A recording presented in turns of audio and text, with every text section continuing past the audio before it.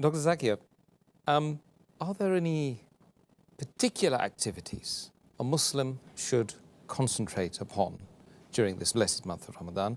And of course, we should relate to you the importance of the fact that our viewers really can gain massive benefit by knowing specific activities they can get involved in, and they can start planning the Ramadan now. Yes, I believe that this is a very good question, because most of the activities will be dealing as time goes on in the episode. But just to give a brief outline, I will just specify a few important, because the whole answer will take very long. The few important points that will be noted is that number one, it is the niyyah. The niyyah is very important. The niyyah of fasting should only be for Allah subhanahu wa ta'ala. And for a fasting to be accepted, the niyyah is important. So making the niyyah is very important, without which the fasting will not be accepted. Number two is observing the sunnah of the fast that we'll be dealing in detail in the next few days. But just a point to be noted, that one of the important sunnah is that we should have suhoor as late as possible, that is just before the break of dawn, just before Fajr Salah, and we should break our fast, have iftar as early as possible, immediately after sunset. Furthermore, in this blessed month, we should be careful and we should avoid all things which are prohibited, which are haram, and all things which are makruh. And this is the best opportunity where a person, if he has certain activities which are against the Sharia, whether he's doing haram activities or makruh activities, this is the best time he can abstain from it. And that will be a good habit which inshallah he may abstain maybe throughout his life. For example, if a person is habituated to drinking alcohol, if he can abstain from having alcohol from the break of dawn to sunset, he can abstain from it from the cradle to the grave. Similarly, we should take care that we should abstain from things which are makruh. For example, it is makruh to stand and drink water. And if we habituated to that, so see to it that in this month of Ramadan, while having water, we should sit down. This was the sunnah of the Prophet. So it's a good month in which you can abstain from the haram activities which you have been doing, maybe some of them, or the makruh activities. Furthermore, it's a good time where you can implement many of the sunnah of the Prophet in your day-to-day life. For example, maybe sporting a beard.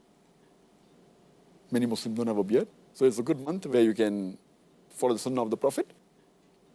The sunnah of the Prophet about the du'as of when you enter the home, when you leave the toilet, the dua that is there when you're traveling in a vehicle, Subhanalladhi saqlana haza mukannalu mukrinin wa inna rabbina munqalibun.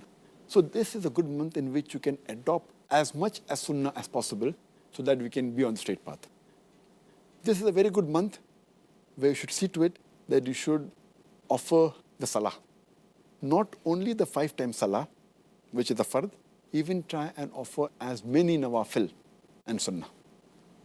And if you're not habituated to reading in congregation, see to it that you read in a congregation, and as far as possible go to the mosque for the salah. In this month, we should be particular that we do not miss the Taraweeh. Many people think, and it is a fact that it is a sunnah, but many people think that because it is a sunnah, we can miss Taraweeh. Taraweeh is a very important sunnah. Though it's not a fard, but every Muslim should make it a point that as far as possible, they should attend Taraweeh because of the blessings it has. So Taraweeh is very important, which Muslims should never miss. And when we offer Taraweeh, many of us, we rush through Taraweeh because we want to complete the Quran, and many of them read the Taraweeh 100 miles per hour. We should read the Taraweeh with patience, at a moderate pace, so that people can understand what is the commandment of Allah subhanahu wa ta'ala. And that if time permits, and if possible, we should try and do i'tikaf in the last 10 days. And while doing i'tikaf, make it a point that we don't socialize. Many will make a mistake of socializing during i'tikaf. The whole purpose of i'tikaf is defeated. Furthermore, we should do more dua in this month. We should do more supplications. This is the month of dua. And we should do more zikr. Spend time in remembering Allah subhanahu wa ta'ala and also worshipping Him. This is the month in which we should try and read as much as Quran as possible. Besides reciting the Quran in Arabic, if you know Arabic as a language, then there's no problem. But if you don't know, then also read the translation of the Quran in the language we understand the best. If you understand English, read in English. If you understand Urdu, read in Urdu. Read it in the language you understand the best. But while reciting the Quran, for which you get a sawab, also read the translation of the Quran so that you can implement on the guidance of Allah subhanahu wa ta'ala. If possible, read the Quran once in every 7 days, or at least read one juz every day so that you complete the Quran at least once in the full month of Ramadan. In this month, try and read as much as hadith as possible. But see to it that you read the authentic hadith. And the best book on hadith is the book of Sahih al-Bukhari. Then is Sahih Muslim. You can read the other Kutub al-Sitta also. But read authentic books on hadith. Read books on the lifestyle and the seerah of the Prophet Muhammad sallallahu alaihi wasallam.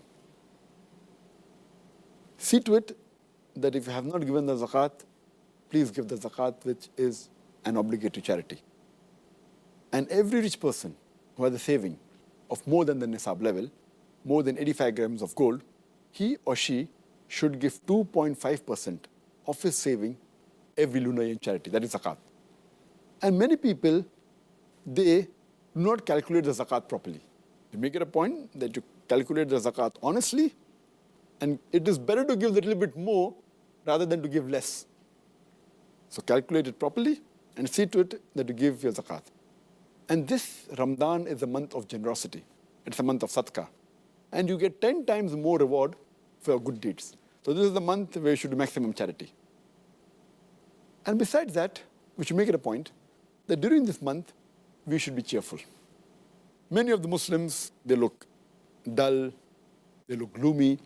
We should be cheerful and happy. And we should give more time to our family. Many times we neglect our family.